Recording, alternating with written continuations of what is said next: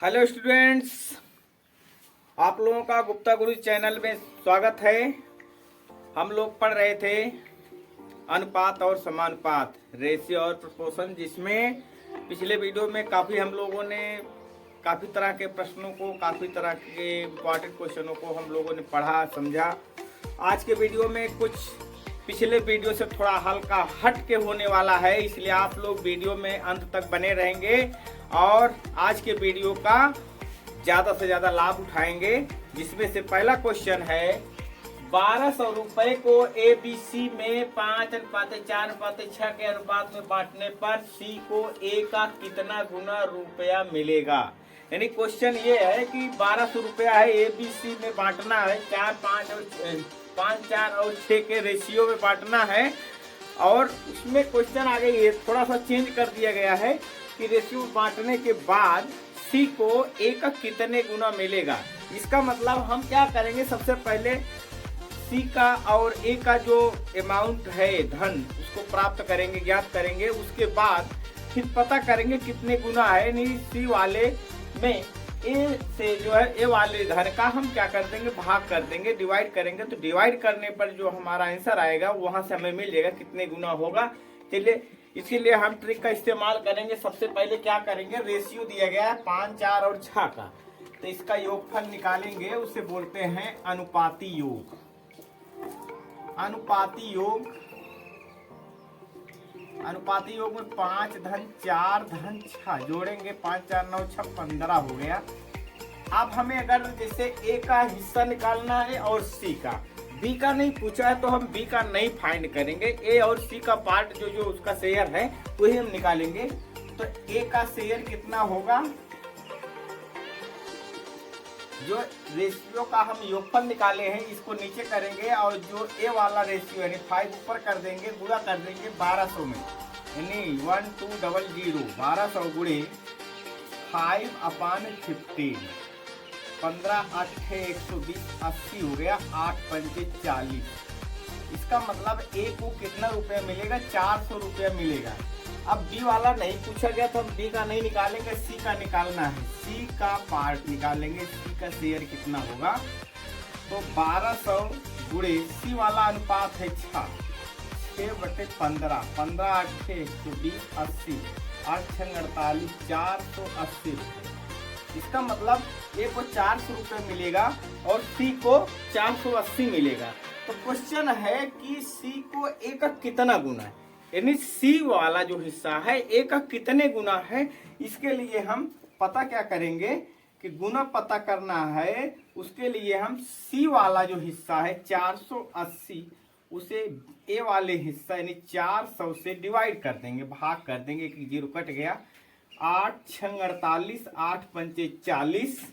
यहाँ से इसे हम मिक्स फ्रैक्शन में चेंज करेंगे तो 5 5 1 के 5, 5 1 सही 1/5, या हम इसे पॉइंट में अगर डेसिमल में बताएंगे तो 12 पंचे 60, 1.2 गुना। तो C वाला हिस्सा A वाले हिस्से का कितना गुना है, 1.2 गुना है या 6/5 गुना है। इस तरह से ये प्रश्न पूरा हुआ। अगला इम्पॉर्टेंट और मजेदार प्रश्न आप लोग देख, क्वेश्चन नंबर 2 क्या है, X और Y की आय का अनुपात 8:7 है तथा व्यय का अनुपात 19:16 है। यदि प्रत्येक की बचत 1250 रुपए की हो तो उनकी आय का अंतर ज्ञात कीजिए। पिछले वीडियो में इस तरह का एक क्वेश्चन हम लोग पढ़े थे। उसमें एक ही या जो भी दो व्यक्ति थे, किसी एक व्यक्ति की हमें आय निकालना था। यहाँ पर दोनों व्यक्ति की जो आय है उनका अंतर, डिफरेंस निकालना है। तो यहाँ पर दोनों व्यक्तियों की आय का डिफरेंस निकालना है। तरीका वही लगाएंगे जैसे यहाँ पर जो रेशियो दिया गया है, इनकम का रेशियो 8 और 7, तो हम लिखेंगे 8 एक्स नहीं एम और एन लिख देते, क्योंकि एक्स और वाई व्यक्तियों का नाम लिखा गया, इसलिए 8M और 7M ये दोनों व्यक्तियों की इनकम है। और जो खर्च कर रहे हैं वो 19 और 16 का रेशियो है, तो 19N और 16N। अगर हम आय से व्यय घटा देते हैं तो बचत आएगा 1250 के, यहाँ पे घटाएंगे बराबर 1250 के। इक्वेशन नंबर 1, इक्वेशन नंबर 2, इस तरह से दोनों हो गया। अब हमें चूंकि आय निकालना है दोनों व्यक्तियों की, इसका मतलब यम को गायब करना नहीं है, यन को गायब करना पड़ेगा। तो यन को गायब करने के लिए हम क्या करेंगे, इसमें 16 से गुणा करेंगे और इसमें 19 से गुणा करेंगे। चलो गुणा कर लेते हैं। 16 8 128 यम माइनस 16 9 144, 16 1 16, 4 20 10 30, 304 यन बराबर। अब 16 शून्य शून्य, 16 पंचे 80, 16 दूना 32, 8 40, 16 के 16 4 20, ये हो गया। अब इसमें 19 से करेंगे, 19 सत्ते 133 यम माइनस 19 से 16 का गुणा 19 छक्का 114, हाथ से 11, 19 के 19 में एक जोड़ेंगे 20 10 30, 304 यन बराबर 19 शून्य शून्य, 19 पचे 95, 19 दूना 38, 10 48 47, 19 के 19 4 23। अब यहाँ पर हम घटाएंगे, घटाने पर माइनस प्लस और माइनस ये कट गया।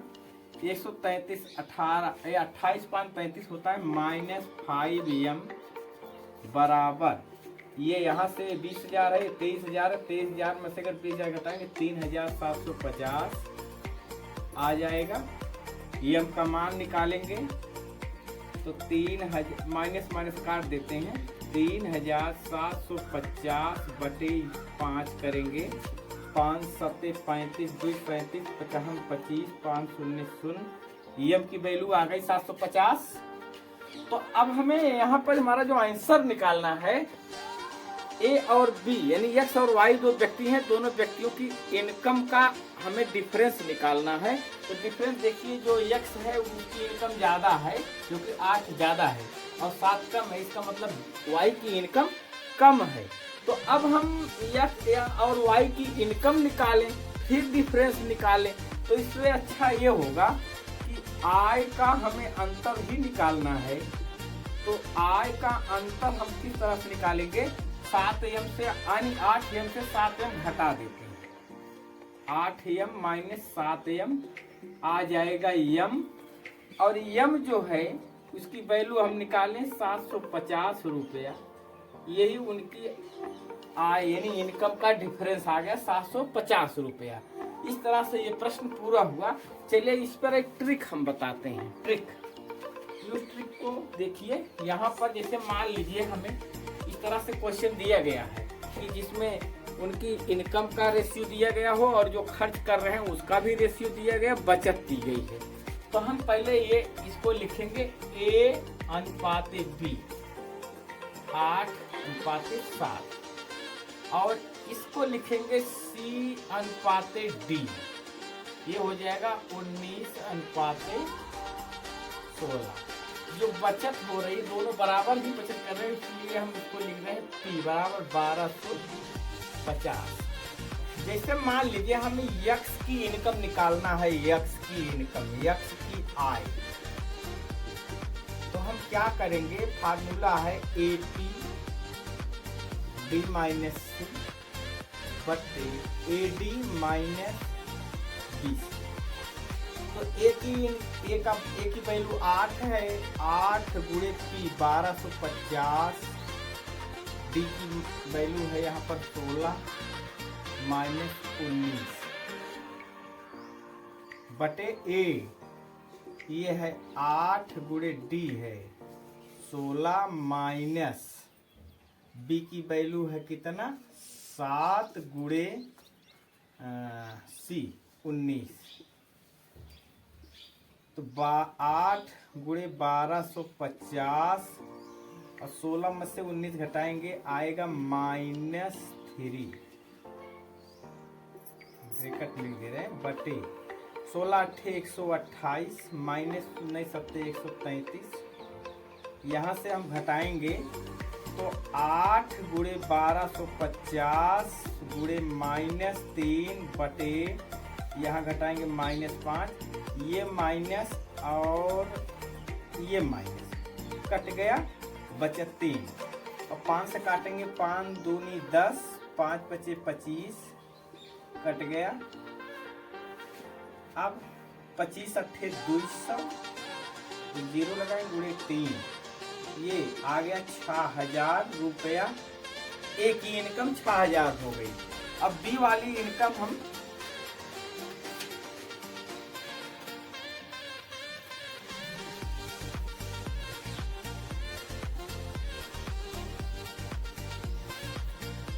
बी की यानी वाई की इनकम, वाई की आय, यही फार्मूला लगाएंगे, बस थोड़ा सा अंतर हो जाएगा।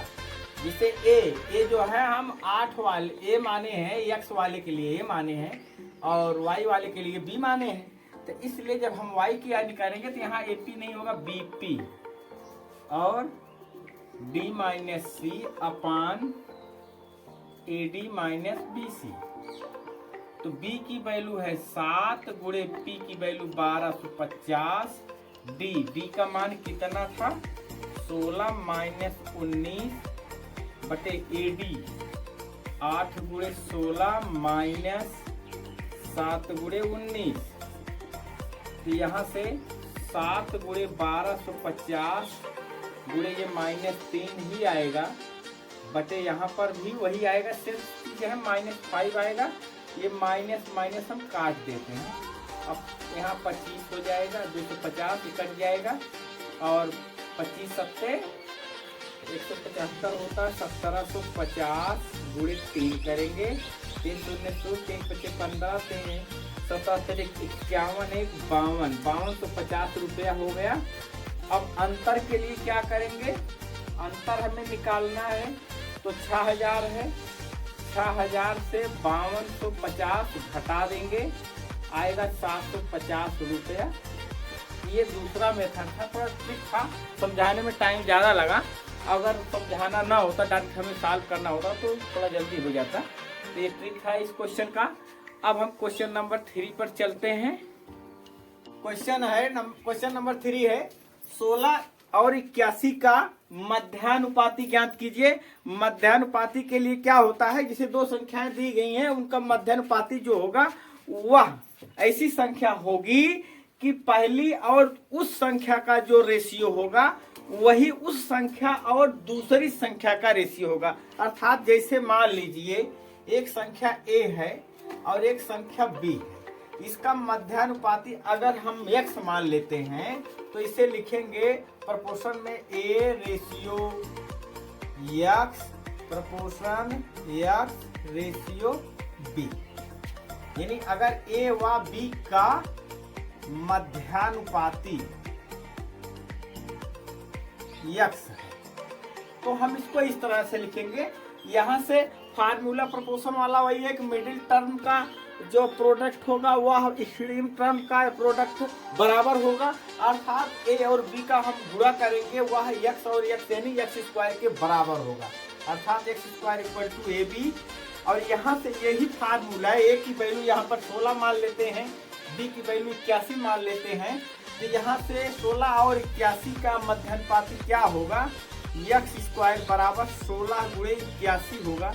और यहाँ से x की वैल्यू आ जाएगी √16 गुणे 81। तो 16 का वर्गमूल 4 होगा, 81 का 9 होगा, जहाँ से हम गुणा करेंगे 36। तो मध्यानुपाती हमारा आंसर यही आ गया। 16 और 81 का मध्यानुपाती क्या होगा, 36 होगा। इसके बाद देखेंगे आप और ही मजेदार क्वेश्चन मिलेगा। क्वेश्चन नंबर 4, 3 व 9 का तृतीयानुपाती ज्ञात कीजिए। अभी पिछले प्रश्न की तरह हम पिछले क्वेश्चन में मध्यानुपाती निकाल रहे थे, अब इस क्वेश्चन में तृतीयानुपाती निकालना है। तृतीयानुपाती का मतलब उसमें भी 3 ही संख्याएं होती हैं। और होता क्या है कि मान लीजिए संख्या ए बी है, संख्या क्या है, संख्या ए व बी का तृतीयानुपाती जो है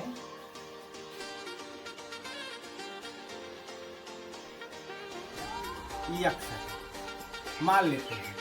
तो इसका मतलब ये है, अगर हम इसको समानुपात प्रोपोर्शन में लिखेंगे तो A ratio B proportion B ratio x, अर्थात A और B का जो रेशियो होगा वही B और यक्स का रेशियो होना चाहिए, तब हम यक्स को तृतीय अनुपाती कहेंगे। तृतीय अनुपाती में 3 संख्या होती है, मध्यानुपाती में भी 3 संख्याएं होती हैं। तो यहाँ पर तृतीय अनुपाती अगर हम यक्स मान रहे हैं तो यहाँ से जो फार्मूला है, सूत्र प्रोपोर्शन वाला, कि एक्सट्रीम टर्म का जो प्रोडक्ट है वो मिडिल टर्म के प्रोडक्ट के इक्वल होता है, उसका अगर हम यहाँ पर उसको फॉलो करते हैं तो हो जाएगा AX equal to B square. यहाँ से हमें यक्स जो है यही है तृतीय अनुपाती, तो यक्स की वैल्यू फाइंड करना है, उसे लिखेंगे B square upon A।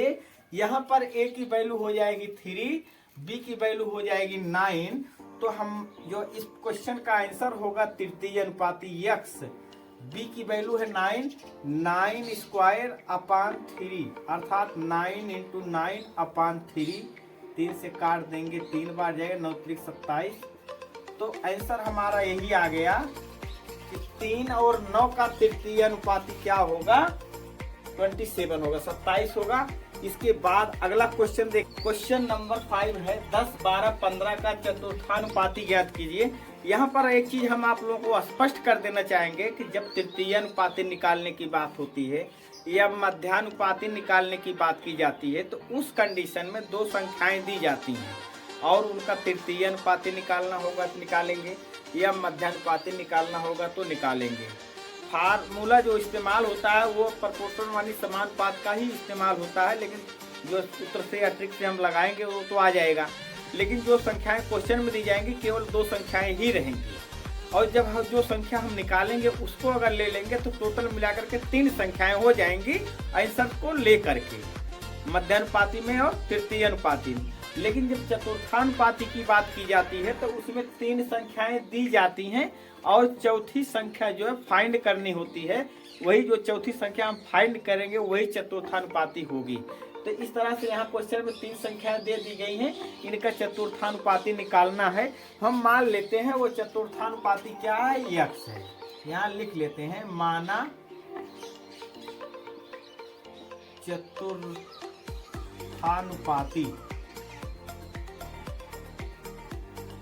X है।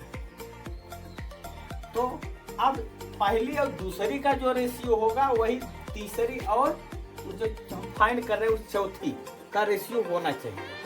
अर्थात हम इसे अगर रेशियो में लिखेंगे तो 10 रेशियो 12 प्रोपोर्शन 15 रेशियो यक्स। यहाँ से जो हमारा प्रोपोर्शनल वाला जो फार्मूला है उसका इस्तेमाल करेंगे तो वाह पद यानी एक्सट्रीम टर्म के प्रोडक्ट और मिडिल टर्म का प्रोडक्ट दोनों इक्वल होना चाहिए, अर्थात 10 इंटू यक्स, 10 और यक्स का गुणा 12 और 15 का गुणा बराबर होना चाहिए। यहाँ से हम यक्स की वैल्यू फाइंड करेंगे 12 गुणे 15 बटे 10। तो 12 और 15 का गुणा करें तो 15 दूना 30, 15 के 15 3 18, 180 बटे 10, 1 0 काट देंगे तो यक्स की वैल्यू आ जाएगी 18। तो हमारा यही आंसर हुआ कि चतुर्थानुपाती क्या होगा, 18 होगा। आज के वीडियो में बस इतना ही, इसके आगे हम अगले वीडियो में मिलेंगे। वीडियो देखने के लिए धन्यवाद। वीडियो को ज़्यादा से ज़्यादा लाइक करें, शेयर करें।